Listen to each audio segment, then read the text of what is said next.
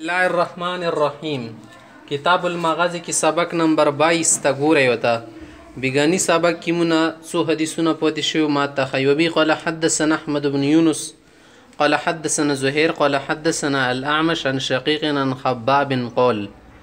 دا صاحب روایت کې هاجرنا مع النبي صلى الله عليه وسلم ونحن نبتغي وجه الله ایتمو پیغمبر علیه السلام سره مدینه ته هجرت کړو دی مقصد څه دی الله رضا م لټوله فوجب اجرنا على الله تفضلا واحسانا دی مؤجر په الله باندې ثابت شو منه الله برته اجر کې په خپل انعام سره فمنا من مزا او ذهب زنه کسون هم کې لوړ دی دنیا نه لم یاکل من اجره شیئا اجر کې هیڅ شونه خړل منه دنیوي شونه خړل غنایم و غیره اندسی پوتوخه کې کوم شون شي دی هغه ته نه دی ملو شي بس كان منهم مصعب بن عمير باقي مصعب سيبمو قتل يوم احد جنگ کی شهید شیو فلم يترك الا نمرتن په میراث کې تنه صرف یو چادر پاتې شیو کون نه زغتین بهاره سوچي سر بني مولا واچولو کپن په تور بني خرجت رجلاو پیو پکې کولاو وی بیا وای دا غته به رجلاو چې خپې می ولا پټی کړي خرج رسو سر به ښکارا کېدو نو بهتره ده سړی به سر ولا پټ کې خپې په بل شي پټول شي قال لنا النبي صلى الله عليه وسلم پیغمبر سموتو فرمایل چې غطو بها رأسه سر ولا پټ کې وجعلوا على رجليه من الاذخر پدا خپوبني ولا واخو چې اسخر واخه وقال ابي يدسي چې وقال القوا على رجليه من الاذخر ومنا من اينعت له ثمرته هم کې زنده سي کسان دي چې هغه میوي پخې شي دي فهو يهدبها يا يهدبها اير شکي منو سپر شدي ژوندۍ دي الله رب العزت مومنې پتوخ کړي دي دنیوي ثمرات هم را کړي دي بابن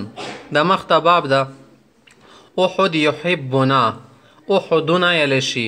د معرفي په درجه کې به ګرځي احد يحبنا احد غرمو سره محبت ساتي معنی څه ده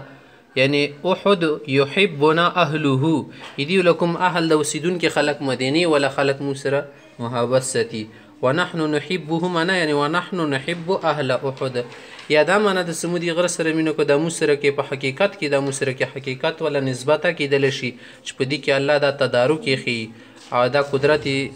الله ورکی چولې چې په دې پیږي او خود ذکر شي په دې کې د یک یو د باس بل غر سره نشته ځکه ته یو ځوالي نه لشي چې دا احد ده قال عباس بن سهل عن أبي حميد واسطي سر عن النبي صلى الله عليه وسلم وبي قال حدث النصر بن علي قال أخبرني أبي عن قرة بن خالد عن قتادة قال سمعت أنس رضي الله عنه أن النبي صلى الله عليه وسلم قال في أنبر سميل هذا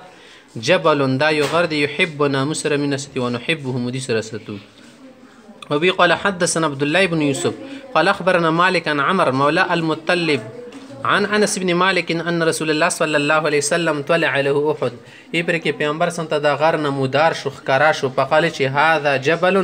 يحبنا ونحبه دوی چې اللهم ان ابراهيم حرم مکه ابراهيم عليه السلام مکه له تحریم توقیر ور کړیو دی الله په اجازه سره دعاګانې کړې ان حرمت ما بين لابتيها او ما دغه مدینه ته حرمت عزت ور کړه د شرف می ولا بخښو کړی دی سدیدی د کوم دو علاقو مانس کې علاقه د لا بچشتل شي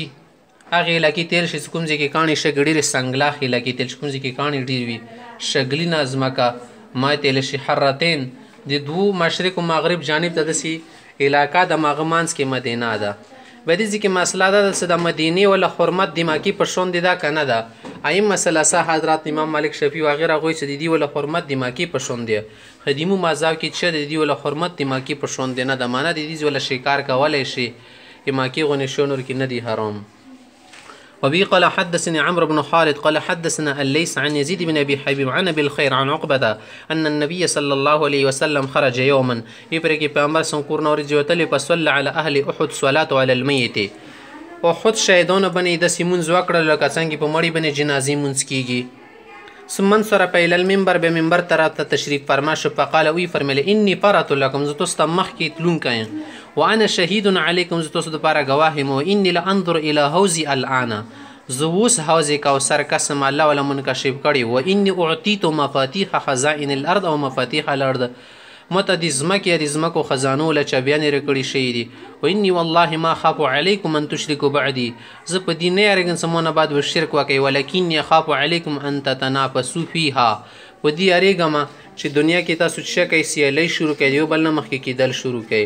داسې کې یوه مسله دا ده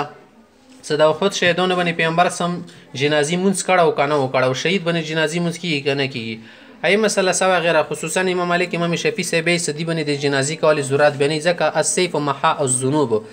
توره ټولې ګناهونه ختموي جنازي مونځ خندي دپاره یي نه بیا د سپارش وغیره شفاعت ضرورت نه وي همدا شیطان نور ډېرو حدیثونو نه استدلال کوي چې پیغمبر سم په احد شهیدانو باندې مونځ نه و کړه